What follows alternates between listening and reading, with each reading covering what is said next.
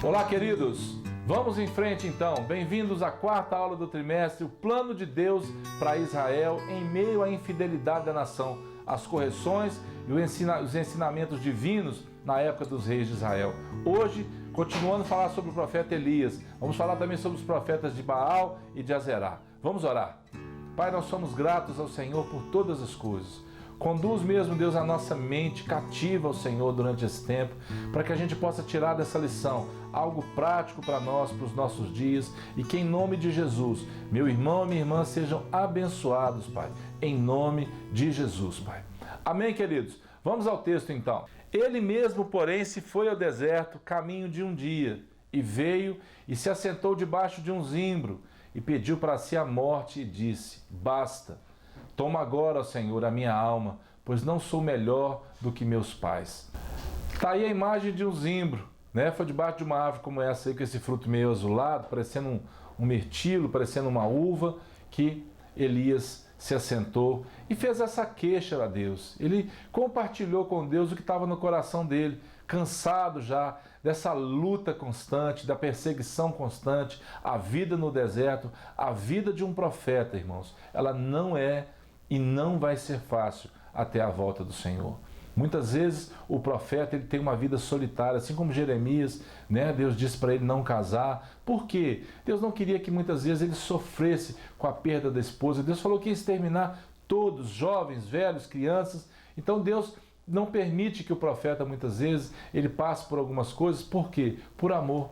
E Elias sabia disso. Nós precisamos saber disso também. Nós somos servos do Senhor. Elias teve que lutar o tempo todo contra a incredulidade, tanto do rei de Israel, como das pessoas, dos próprios companheiros dele. Por quê? Porque isso é natural do homem. Essa aula hoje vai falar um pouquinho sobre isso, e eu quero que fique claro para você. Você também tem muitas vezes esse sentimento de dúvida, esse sentimento, mas você precisa correr para o Senhor e resolver isso com Ele, porque Ele sabe todas as respostas. E nós sabemos que as consequências inevitáveis da dúvida é o medo, é a perca da fé, é o esfriamento espiritual. Essas são as consequências. Então, em meio a essa apostasia, em meio à falta de liderança, porque Acabe acabou deixando a desejar como rei, muitas coisas Acabe podia ter resolvido. A própria profecia de Elias sobre a fome, sobre a seca, a falta de chuva, aquilo fez o povo sofrer, mas o povo sofria mesmo, porque lhe faltava o conhecimento. E nós sabemos que Deus, Ele não muda. O povo não sabia como Deus se comportaria, como Deus era de verdade. Deus é o mesmo ontem, hoje, sempre. Jesus Cristo não mudou. E Deus, Ele era, é e sempre será o mesmo. Mas Elias lutava o tempo todo contra o quê? Contra a idolatria. E nós sabemos que os profetas de Baal, de Azerá, eles tinham essa crença em outros deuses, as coisas da fertilidade, do amor, da guerra, das chuvas, e tudo isso foi mexido por Elias.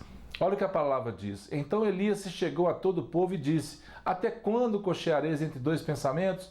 Se o Senhor é Deus, seguiu. Se é Baal, seguiu. Porém o povo nada lhe respondeu. Nós falamos sobre isso na aula passada. Falamos sobre Baal, sobre Azerá. Eu resolvi repetir o slide para você guardar no seu coração isso. O que um fazia, o que o outro fazia, o que o povo achava que eles realmente podiam fazer. Mas Deus é soberano sobre tudo isso. E nós vemos a vida de oração do profeta Elias, a sinceridade dele. Elias orou, ficou sem chuva, e depois ele diz que pela oração dele também, quando ele orou lá na frente, a chuva caiu sobre Israel. E nós sabemos que o poder de Deus se manifestou através da vida dele. Uma vida simples, uma vida de oração, uma vida efetiva. Contra o quê? Contra a sequidão espiritual e a falta de fé do povo. Elias, como Tiago diz, era um homem como nós somos, sujeito às mesmas provações, e ele orou, e Deus cumpriu através dele aquilo que Deus tinha para aquele povo, falar com o povo. Ele fez primeiro, antes de fazer o desafio com os profetas, a reparação do altar que tinha sido destruído. E eu quero fazer uma pausa agora e dizer para você o seguinte: quantas vezes o Senhor já teve o altar dele no seu coração destruído? por qualquer coisa que seja, que roube o lugar de Deus na sua vida. Não deixe não, querido. Reconstrua esse altar, faça um sacrifício a Deus, um sacrifício voluntário, não um sacrifício físico. Deus não precisa disso. O que Deus precisa mesmo é obediência. Nós não estamos aqui para ensinar ninguém a fazer sacrifício. Os profetas de Baal fizeram sacrifício, se flagelaram, mas não adiantou. O único Deus que respondeu com fogo foi o Deus verdadeiro, o Deus a quem Elias servia de todo o coração. E nós sabemos que esse é o nosso Deus. Jeová é o nosso Deus, assim como o nome de Elias mesmo diz para nós. A resposta de Deus não depende de nós.